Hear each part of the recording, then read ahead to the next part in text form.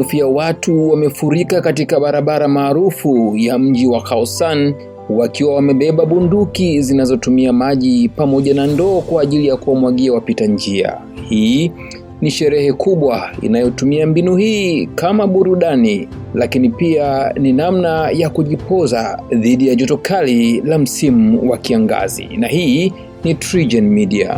Wengi wamezoea kuhudhuria matamasha ya burudani tu, lakini hili ni tamasha la kumwagiana maji ambalo hufanyika kila mwaka Aprili 13 nchini Thailand.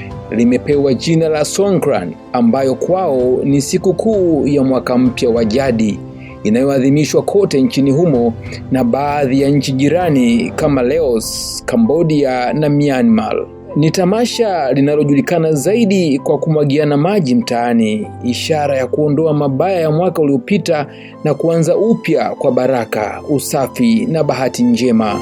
Pia ni kipindi cha familia mbalimbali na michezo ya maji.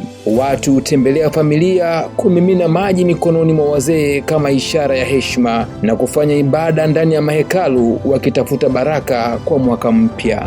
Ni tukio linalovutia wakazi wa ndani na watalii kutoka sehemu mbalimbali duniani, huku likitoa mchango mkubwa kwa sekta ya utalii. Miji mikubwa kama Bangkok hubadilika na kuwa uwanja wa sherehe zisizo na mipaka, huku wageni wakishiriki kikamilifu katika mapigano ya maji yanayofanyika hadharani. Hata hivyo, mbali na shamra za mijini, maadhimisho haya yana sura ya utulivu na heshima katika maeneo ya vijijini. Mamilioni ya wafanyakazi na wanafunzi husafiri kurejea majumbani kwao kwa ajili ya kusherehekea pamoja na familia. Katika kipindi hiki cha siku 3, taifa hushuhudia moja ya misafara mikubwa zaidi ya watu katika mwaka, hali inayolazimisha mamlaka kuimarisha huduma za usafiri ili kukidhi mahitaji. Mamlaka za Bangkok zimeripoti kuwa huduma za usafiri wa umma na huduma maalum zimeimarishwa katika sikukuu hii ili kukabiliana na wimbi kubwa la wasafiri. Harakati hizi za watu zinazohusisha mamilioni ya wananchi zinachukuliwa kuwa miongoni mwa uhamaji mkubwa zaidi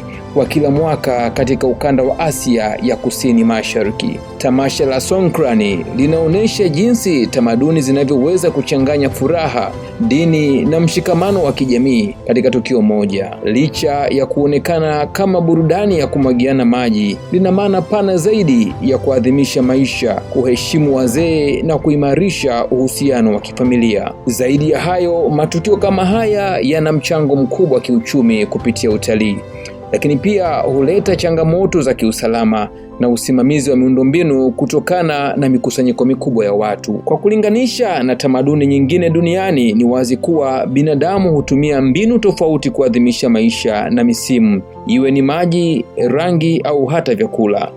Hata hivyo, kiini cha yote haya hubaki kuwa ni mshikamano, furaha na urithi wa kitamaduni unaounganisha jamii kizazi hadi kizazi. Na hii ni TriGen Media.